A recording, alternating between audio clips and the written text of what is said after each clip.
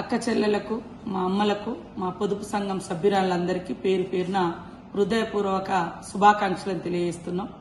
తెలంగాణ ఆత్మగౌరవానికి ప్రతీకలైన మహిళా శక్తికి మహిళా వారోత్సవ శుభాకాంక్షలతోటి. ఇది కేవలం మహిళా వారోత్సవం కాదు, ఇది మహిళా శక్తి యొక్క మహోత్సవం. అదేవిధంగా ఇది ఆడబిడ్డల ఆత్మగౌరవ యాత్ర.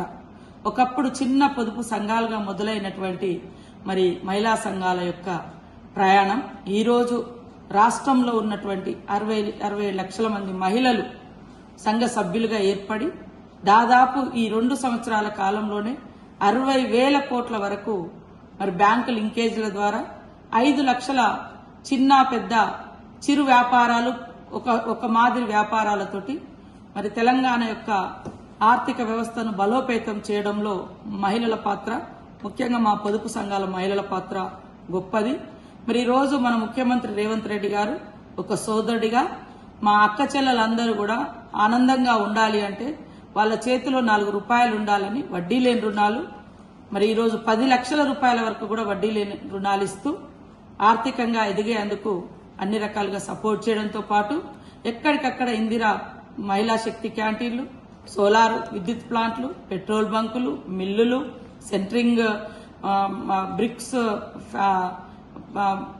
ఫ్యాక్టరీస్, ఇట్లా ప్రతిదీ కూడా బిజినెస్ రూపంలో మహిళలను తీసుకురావడమే కాకుండా మహిళలు గతంలో ఎక్కడైనా మీటింగ్ పెట్టుకోవాలంటే చెట్ల కింద లేదా ఊరవతల లేదా ఎవరిండ్లలోనో పెట్టేది.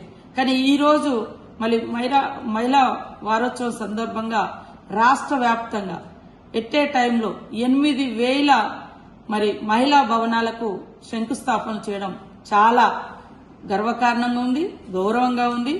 మన రేవంత్ రెడ్డి గారి ప్రభుత్వం, ఇందిరమ్మ ప్రభుత్వం మహిళలకు ఇస్తున్నటువంటి గౌరవానికి రేపు చోదక శక్తులుగా ఈ ఇందిర మహిళా శక్తి భవనాలు నిలవబోతున్నాయి.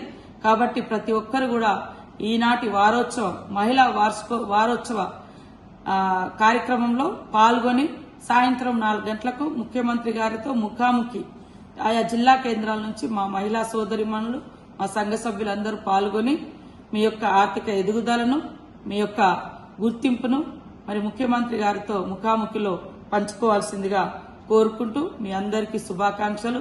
ఈ రోజు నుంచి 30 తారీఖు వరకు మహిళా వారోత్సవాలు జరుగుతున్న సందర్భంగా ఈ 2.5 సంవత్సరాల కాలంలో మహిళలు చేపట్టినటువంటి బిజినెస్లు గాని, బ్యాంక్